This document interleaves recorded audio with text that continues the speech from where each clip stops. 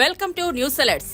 కలెక్టర్లతో సమావేశంలో సీఎం చంద్రబాబు కీలక వ్యాఖ్యలు చేశారు. గత ప్రభుత్వం కేంద్రం నిధులను దారి మళ్లించిందని అన్నారు. గృహ నిర్మాణ నిధులను 3,183 కోట్ల మేర మళ్లించిందని వివరించారు. గ్రామీణ ప్రాంతాల్లో గృహ నిర్మాణ నిధులు 500 కోట్లు మళ్లించారని వెల్లడించారు. గృహ నిర్మాణం కోసం గత ప్రభుత్వం తన వాటాగా ఇవ్వాల్సిన మ్యాచింగ్ గ్రాంట్ నిధులు 1,603 కోట్లను ఇవ్వలేదని ఆరోపించారు. కేంద్రం 28 కోట్లు జరిమానా కూడా విధించిందని తెలిపారు.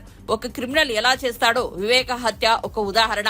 ఉదయం గుండెపోటు అని తన పేపర్లో వేస్తాడు. సాయంత్రానికి మా బాబాయిని చంపేశారని నాటకమాడాడు. ఉదయానికి నేనే చంపా అని నారాసుర రక్త చరిత్ర అన్నాడు. సిబిఐ కావాలి అన్నాడు. కేసు గురించి మాట్లాడకూడదని గ్యాంగ్ ఆర్డర్ తెచ్చుకున్నాడు. అధికారం వచ్చాక సిబిఐ వద్దు అన్నాడు. సిబిఐ అధికారులపైనే కేసులు పెట్టాడని వెల్లడించారు. ధైర్యం వచ్చిందంటే సాయంత్రానికి మార్చేసి మా తండ్రి లేడు, చిన్నాను కూడా చంపేశారు, నేను అనాథనైపోయానని ఒక సింపతి కార్డు పే చేయడం. నెక్స్ట్ డే కోర్టు పోయి ఇష్యూ మాట్లాడకూడదని గ్యాంగ్ ఆర్డర్ తేవడం.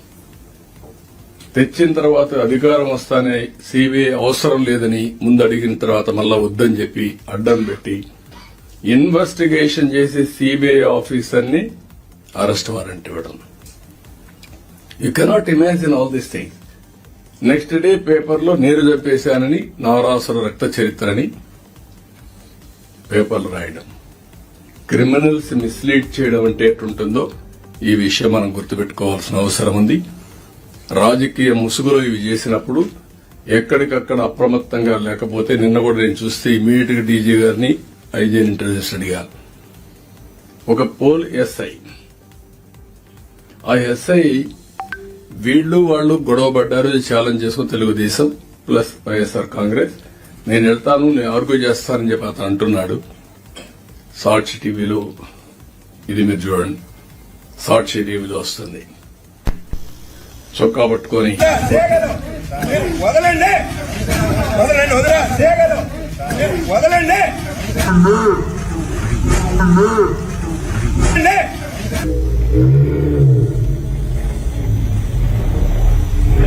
ఇది చూపిస్తారు. చొక్కా పట్టుకోండి.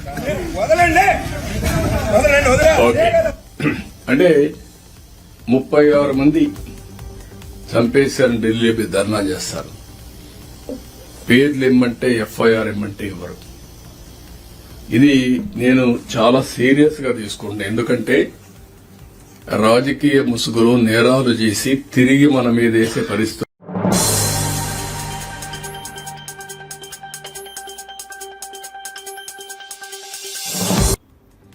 మేడిగడ్డ బ్యారేజీ కుంగుబాటు వ్యవహారంలో ఆసక్తికర పరిణామం చోటు చేసుకుంది. కాళేశ్వరం ప్రాజెక్టులో భాగంగా నిర్మించిన ఈ బ్యారేజీ కుంగుబాటుకు నాటి బీఆర్ఎస్ ప్రభుత్వమే కారణమని, దీనిపై సమగ్ర విచారణ జరపాలంటూ ఓ వ్యక్తి దాఖలు వేసిన ప్రైవేట్ పిటిషన్ పై విచారణలో భాగంగా మాజీ సీఎం కేసీఆర్ కు భూపాలపల్లి జిల్లా కోర్టు నోటీసులు పంపించింది. విచారణకు హాజరు కావాలని ఆదేశించింది. కేసీఆర్ తో పాటు మాజీ మంత్రి హరీష్ రావు, మేఘా సంస్థ ఎండీ కృష్ణారెడ్డి సహా పలువురికి నోటీసులు పంపించింది. సెప్టెంబర్ 5న విచారణకు రావాలని స్పష్టం చేసింది. కాగా మేడిగడ్డ బ్యారేజీ కుంగుబాటుపై పోలీసులతో సమగ్ర విచారణ చేయించాలంటూ 2023 నవంబర్ 7న భూపాలపల్లికి చెందిన నాగవెల్లి రాజలింగమూర్తి అనే వ్యక్తి భూపాలపల్లి ప్రధాన మున్సిఫ్ మేజిస్ట్రేట్ కోర్టులో ప్రైవేట్ పిటిషన్ దాఖలు చేశారు. ఈ పిటిషన్ తమ పరిధిలోకి రాదంటూ జనవరి 12న కోర్టు కొట్టివేయగా ఆయన ఇటీవలే భూపాలపల్లి జిల్లా కోర్టును ఆశ్రయించారు. దీంతో ఆయన పిటిషన్ ను కోర్టు పరిశీలించింది. గౌరవ భూపాలపల్లి జడ్జి అంటూ నేను దాని revision petition, criminal revision petition వేయడం జరిగింది. వెంటనే దాన్ని జడ్జి గారు స్వీకరించి దానికి క్రిమినల్ రివిజన్ పిటిషన్ 2/2024 నంబర్ ఇవ్వడం జరిగింది. నేను ఈ కేసులో దోషులుగా పరిగణించినటువంటి వ్యక్తులు గౌరవ మాజీ ముఖ్యమంత్రి KCR, Harish Rao, Rajat Kumar, Smita Sabharwal, Hariram, Suresh Kumar, Megha Krishna Reddy, Suresh L and T company CMD, వీళ్ళందరూ కలిసి 35,000 కోట్లతోటి ఉన్నటువంటి తుమ్మిడిహెట్టి నుంచి వెల్లంపల్లికి ఉన్న ప్రాజెక్టును 1,35,000 కోట్ల వరకు పెంచి దాన్ని ఆర్థిక నేరాలకు పాల్పడి ప్రజాధనాన్ని దుర్వినియోగం చేసి తెలంగాణ ప్రజలను వాళ్ళను మసిపూసి మారడిగా చేసినటువంటి వీళ్ళు ఒక గారడిగాళ్ళు. వీళ్లకు చేసిన తప్పులకు వెంటనే శిక్ష పడాలనే ఉద్దేశంతో నేను ఒక సామాన్యుడిగా, నాకు ఎన్నో ఆర్థిక ఇబ్బందులున్నా ముందుకొచ్చి, ఎందుకంటే రాజకీయ నాయకులు, అధికారులు ఒకటై తెలంగాణ సంపదను దోసుకుందామని ఎంతో కుట్రలు వన్నీళ్ళు ఇట్లాంటి కుట్రలు ఎవరు చేసినా శిక్ష తప్పదనే ఉద్దేశంతో నేను ప్రజలకు నా ద్వారా ఒక మెసేజ్ ఇవ్వాలి. ఎందుకంటే ఆర్థిక నేరాలకు ఎవడు పాల్పడ్డా సామాన్యుడని ఉన్నవాడని అందరికీ ఒకటే అని తెలవాలని నేను దీని గురించి పోరాడతానా. కేసీఆర్ నువ్వు ఖర్చు పెట్టిన 1,35,000 కోట్లు నువ్వు రికవరీ అయ్యేంత వరకు నేను పోరాడతాం. ఎందుకంటే ఇక్కడ నువ్వు అదొక్కటే కాదు, నువ్వు చేసిన పోరాటాలు ఎన్నో తప్పులు ఉన్నాయి. ఇలా మా భూపాలపల్లి జిల్లాలో నీకున్న బీఆర్ఎస్ మాజీ ఎమ్మెల్యే మొత్తం పేద ప్రజల భూముల కాంచి ఇగ్గుకొని గంట రమణారెడ్డి ఎంతో మంది మీద అవినీతి కేసులు పెట్టించిండు. మీ అవినీతులు అంత కాదు ఇంత కాదు, లెక్క పెడితే ఒక్కొక్కటి బుక్కులు రాయిస్తామన్న మాకు మొత్తం మా పిల్లల్ని కానీ మా కుటుంబాలను సర్వనాశనం చేసేళ్ళు. మీకు మీ చట్టం ద్వారా మీకు శిక్ష, మీ రికవరీ అయ్యి మీరు శిక్షించేంత వరకు మేము ఒక సామాజిక కార్యకర్త లెక్క మేము పోరాటం చేస్తామని మేము మనసారా మేము దీన్ని ప్రజలకు ఈ మీడియా ద్వారా విన్నవించుకుంటాను.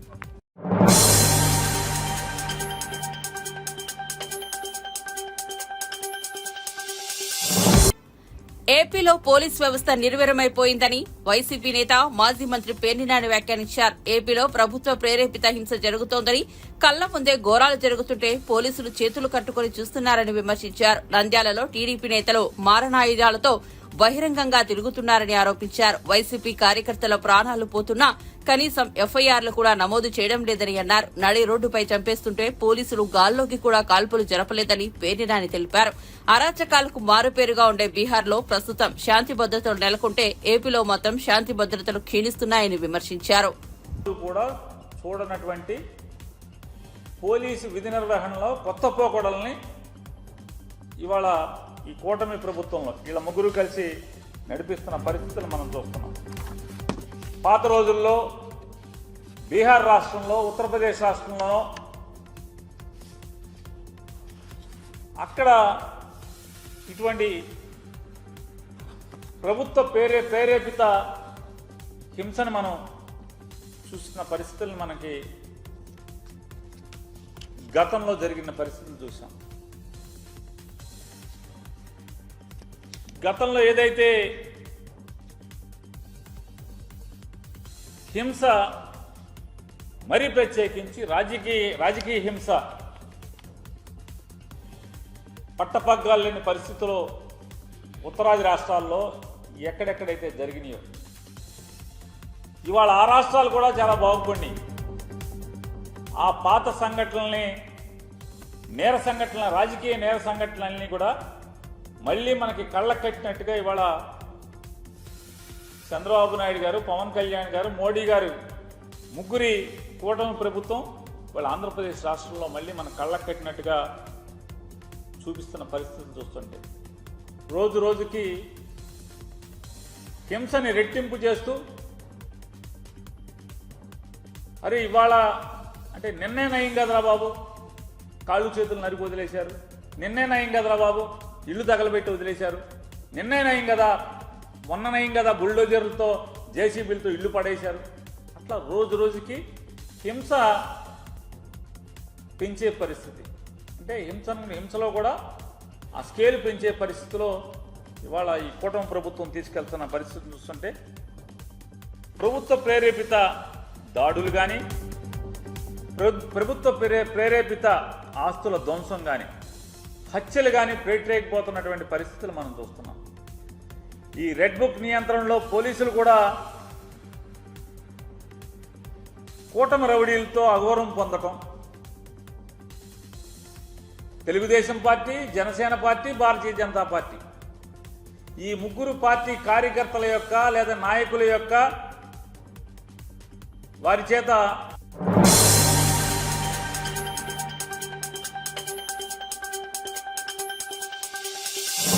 తనకు వ్యక్తిగత భద్రత తగ్గించారంటూ వైసీపీ అధినేత జగన్ ఏపీ హైకోర్టును ఆశ్రయించారు. తనకు ముఖ్యమంత్రిగా ఉన్నప్పటి సెక్యూరిటీని కొనసాగించేలా ఆదేశాలు ఇవ్వాలంటూ జగన్ పిటిషన్ దాఖలు చేశారు. కూటమి ప్రభుత్వం ఏకపక్షంగా తన భద్రతను తొలగించిందని, తనను అంతమొందించే లక్ష్యంతోనే ఇలాంటి చర్యలకు పాల్పడుతున్నారని జగన్ తన పిటిషన్లో ఆరోపించారు. తనకు ప్రాణహాని ఉన్న విషయాన్ని పరిశీలించకుండానే ప్రభుత్వం ఈ నిర్ణయం తీసుకోవడం తగదని పేర్కొన్నారు. అయితే జగన్ కు భద్రత తగ్గించారన్న వాదనను పోలీస్ శాఖ, రాష్ట్ర ప్రభుత్వం కొట్టిపారేశాయి. నిబంధన మేరకే జగన్ జగన్ కు భద్రత కేటాయించామని ప్రభుత్వ వర్గాలు స్పష్టం చేశాయి. జగన్ కు Z+ సెక్యూరిటీ కొనసాగుతుందని తెలిపాయి. ముఖ్యమంత్రి హోదాలో ఉన్నప్పుడు అదనంగా కల్పించే భద్రతనే ఇప్పుడు తగ్గించామని పోలీస్ శాఖ వెల్లడించింది. జగన్ కు ఇప్పుడు సీఎం హోదా భద్రత ఇవ్వడం కుదరదని అధికారులు తేల్చి చెప్పారు.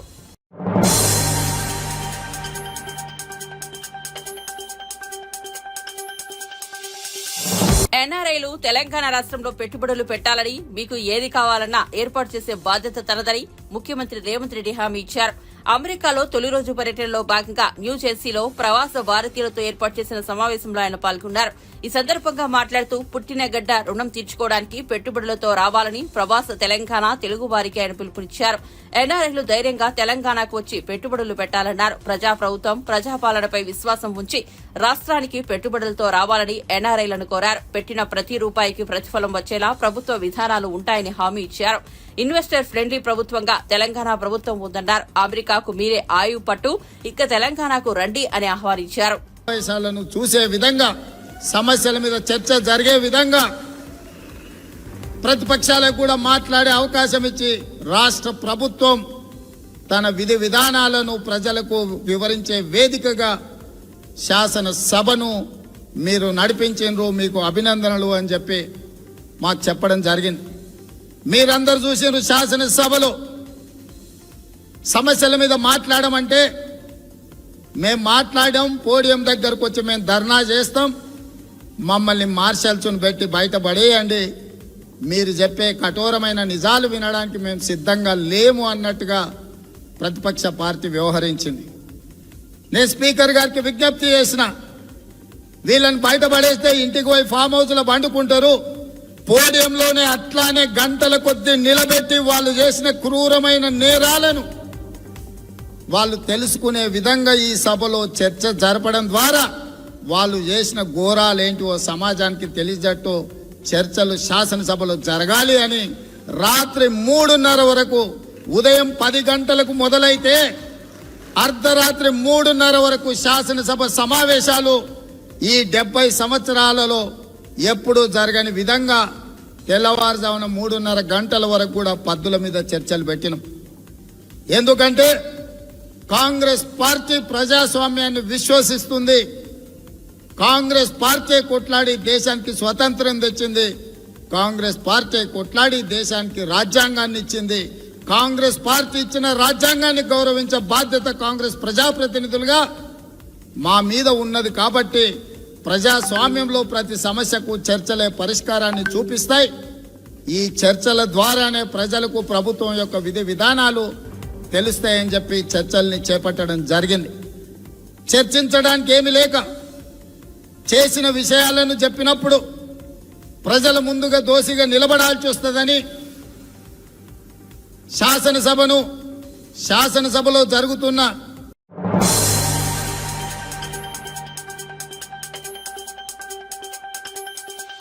ఆర్థిక ఇబ్బందులతో లక్నో ఐఐటీలో చేరలేకపోతున్నానంటూ అత్తిలికి చెందిన బసవయ్య అనే విద్యార్థి ఆవేదన వ్యక్తం చేయగా, నేనున్నా తమ్ముడు, ఫీజు విషయం నేను చూసుకుంటా అంటూ రాష్ట్ర విద్యాశాఖ మంత్రి నారా లోకేష్ ఆ విద్యార్థికి భరోసా ఇవ్వడం తెలిసిందే. దీనిపై AP assembly speaker Ayyanna Patrudu స్పందించారు. మంత్రి నారా లోకేష్ ను ప్రశంసించారు. నారా లోకేష్ స్పందించి విద్యార్థికి చేసిన సాయం స్ఫూర్తిదాయకమని కొనియాడారు. తన కల సాకారం అవుతుందని ఆ విద్యార్థి ఊహించి ఉండడని అయ్యన్న పాత్రుడు పేర్కొన్నారు. ఆల్ ది బెస్ట్ బసవయ్య అంటూ తాను కూడా ఆ విద్యార్థికి శుభాకాంక్షలు తెలిపారు. కాగా లక్నో ఐఐటీలో ఫీజు 4 లక్షలు ఉందని, అంత ఖర్చు తన కుటుంబం భరించలేని స్థితిలో ఉందని బసవయ్య మంత్రి నారా లోకేష్ ను ట్యాగ్ చేస్తూ ట్వీట్ చేశాడు. తన తల్లిదండ్రులు కూలి పనులు చేసుకునే పేదవాళ్లని బసవయ్య పేర్కొన్నారు.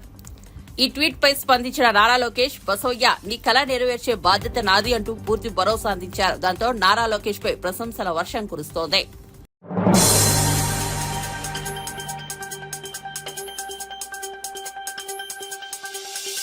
బంగ్లాదేశ్ లో రిజర్వేషన్ల వ్యతిరేక నిరసనలు తీవ్ర హింసాత్మకంగా మారిన నేపథ్యంలో ప్రధాని షేక్ హసీనా పదవికి రాజీనామా చేశారు. ఆమె ఇప్పటికే ఢాకా నుంచి బయలుదేరి భారత్ చేరుకున్నారని, త్రిపురలోని అగర్తల సిటీలో ఆమె హెలికాప్టర్ ల్యాండ్ అయిందని వార్తలొస్తున్నాయి. మరోవైపు బంగ్లాదేశ్ లో పాలనను సైతం తన ఆధీనంలోకి తీసుకుంది. దీనిపై బంగ్లాదేశ్ ఆర్మీ చీఫ్ వఖార్ ఉజ్ జమాన్ సందేశం వెలువరించారు. అన్ని రాజకీయ పార్టీలతో చర్చించిన తర్వాత బంగ్లాదేశ్ లో సైనిక పాలన విధించినట్లు ప్రకటించారు. త్వరలోనే తాత్కాలిక ప్రభుత్వం ఏర్పాటు చేస్తామని వెల్లడించారు. బంగ్లాదేశ్లో కర్ఫ్యూ, అత్యవసర పరిస్థితి విధించాల్సిన అవసరం లేదని, పరిస్థితులను అదుపులోకి తెస్తామని ధీమా వ్యక్తం చేశారు. హింసను ఆపాలని ఆయన బంగ్లాదేశ్ పౌరులకు విజ్ఞప్తి చేశారు. దేశంలో త్వరలోనే శాంతిని నెలకొల్పుతామని పేర్కొన్నారు. সমস্ত অরাজকতা, সমস্ত সংঘর্ষ থেকে বিরত হন এবং ইনশাআল্লাহ আমরা সবাই মিলে একটা সুন্দর ভবিষ্যতের দিকে আমরা অগ্রসর হব। প্রতিটা হত্যার বিচার করা হবে, প্রতিটা অন্যায়ের বিচার হবে। আমরা আজকে সুন্দরভাবে কথা বলেছি। সমস্ত দলের প্রধান দলের নেতারা এখানে উপস্থিত ছিলেন। আমি ওনাদের ইনভাইট করেছিলাম এখানে। ওনারা ভেরি নাইস অফ দেম যে ওনারা এসেছেন অ্যান্ড আমরা একটা সুন্দর আলোচনা করেছি এবং এই আলোচনাটা ফলপ্রসূ হবে বলে আমি মনে করছি এবং আমরা একটা সুন্দর একটা ইন্টারিম গভর্নমেন্ট ফর্ম করে আমরা দেশ পরিচালনা করব। মাননীয় প্রধানমন্ত্রী পদত্যাগ করেছেন এবং এখন একটা ইন্টারিম গভর্নমেন্ট ফর্ম করে আমরা আমাদের কার্যক্রম পরিচালনা করব। আপনারা একটু ধৈর্য ধরেন, আমাদের কিছু সময় দেন। ইনশাআল্লাহ আমরা সবাই মিলে সমস্ত সমস্যার সমাধান করতে সক্ষম হব। আপনারা আর এই সংঘাতের পথে যাবেন না এবং শান্তি শৃঙ্খলার পথে ফেরত চলে আসেন। আমাদের দেশের অনেক ক্ষতি হচ্ছে, অর্থ সম্পদের ক্ষতি হচ্ছে, জানের লোকজন মারা যাচ্ছে।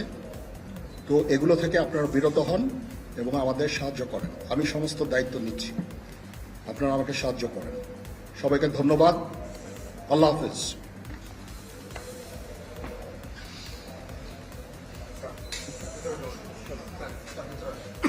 আপনারা কি কোনো প্রশ্ন করতে চান?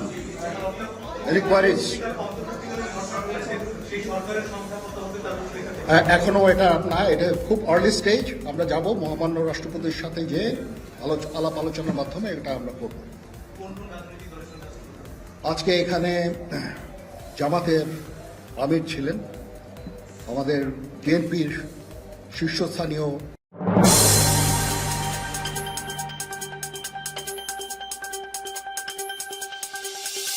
నాటి ఉమ్మడి ఆంధ్రప్రదేశ్ కు తొలిసారిగా విద్యుత్తును అందించిన Kothagudem thermal power station operation and maintenance plant ను కూల్చివేశారు.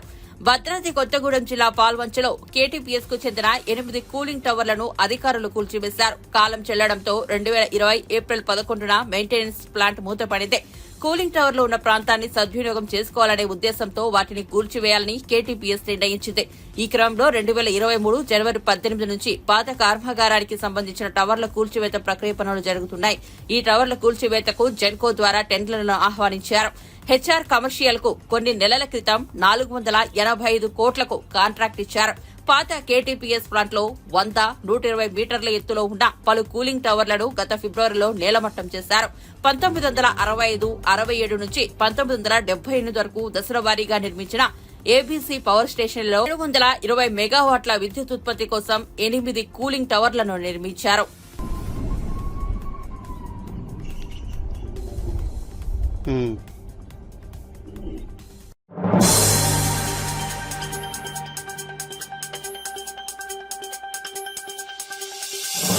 రాష్ట్రంలో ప్రభుత్వ హాస్టళ్ల పరిస్థితి దారుణంగా తయారైందని మాజీ మంత్రి శ్రీనివాస్ గౌడ్ అన్నారు.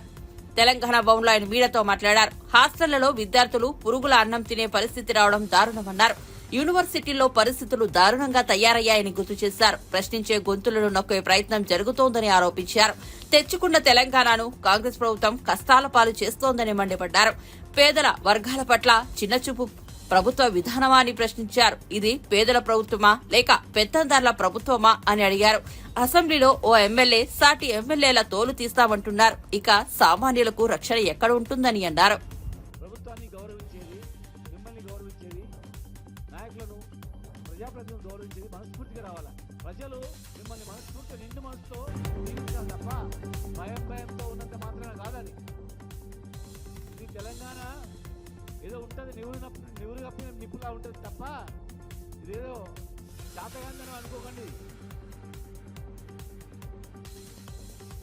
ఓ అగ్నిపర్వతంలా పుట్టుకొస్తుంది, అగ్నిపర్వతాలు ఎగిసిపడుతుంది. సహనము, ఓపిక అనేది నశించిన తర్వాత అది వేరే ఉంటుంది. ప్రజల నుంచి వచ్చిన తిరుగుబాటు అనేది హైదరాబాద్ బ్రాండ్ ఇమేజ్ పోగొట్టకుండా, తెలంగాణ బ్రాండ్ ఇమేజ్ పోగొట్టకుండా ప్రభుత్వం తక్షణమే లాండ్ ఆర్డర్ మీటింగ్ పెట్టి ప్రభుత్వ విధానాలను దశ దిశ నిర్దేశాలను యంత్రాంగానికి ఇచ్చి మహిళల పట్ల ఒక భరోసా ఇచ్చి భవిష్యత్తులో ఇలాంటిది పునరావృతం కాకుండా మాదే బాధ్యత అని చెప్పి అణచివేతలు, అక్రమాలు, దౌర్జన్యాలను బంద్ చేసి పాలనా యంత్రాంగం పట్ల, పరిపాలన పట్ల దృష్టి పెట్టి సంవత్సరం దగ్గర అయిపోయాయి. మళ్ళీ 3 సంవత్సరాలు తర్వాత లాస్ట్ ఇయర్ మళ్ళీ ఎలక్షన్ ఇది చేయాల్సింది 3 సంవత్సరాలే. 1 ఇయర్ అయిపోయింది. ఈ 9 నెలల్లో ఏం చేసినామో చూసుకోండి. మీరు ఇచ్చిన వాగ్దానాలు ఎన్ని నెరవేర్చిందో చూసుకోండి. మీరంటే సరిపోదు, ప్రజలనాల ఇచ్చిన మాట తప్పకుండా ఎలక్షన్ మేనిఫెస్టోలు ముందర పెట్టుకోండి. డిసెంబర్లోనే అమలు చేస్తామనేటివన్నీ, జనవరిలో అమలు చేస్తామనేటివన్నీ, 3 నెలల్లో అమలు చేస్తామని చెప్పిన వాగ్దానాలు ఎన్ని, 6 నెలల్లో వాగ్దానం చేస్తామనేటువంటివన్నీ, స్థానిక సంస్థల ఎలక్షన్ లోపల బీసీ జనగణన, రిజర్వేషన్లు ఇవన్నీ ఇస్తామనేవన్నీ, రైతులకు రైతు భరోసా ఏమైంది, రైతులు ఎట్లా ఉన్నారు, రైతుల స్థితిగతులు ఏంటి, కులవృత్తుల పరిస్థితి ఏంటి, చదువు ఏంటి, విశ్వవిద్యాలయాల్లో సిబ్బంది లేక, వంట చేసే సిబ్బంది కూడా లేక, అన్నం సరిగా పెడతలేరని చెప్పి విద్యార్థులు ఆందోళన చేస్తూ ఉన్నారు. హాస్టళ్లలో అన్నం సరిగా లేదని చెప్పి విద్యార్థులు ఏడుస్తూ ఉన్నారు. బీసీ, ఎస్సీ, ఎస్టీ, మైనార్టీ గురుకులాల్లో అధ్వానమైనటువంటి పరిస్థితి ఉంది. పరిపాలన గాడి తప్పింది. యూనివర్సిటీలలో లెక్చరర్ పోస్టులు ఖాళీగా ఉన్నాయి. చెప్పే నాథుడే లేడు. మరి కాంట్రాక్ట్ పద్ధతి తీసుకుంటారా?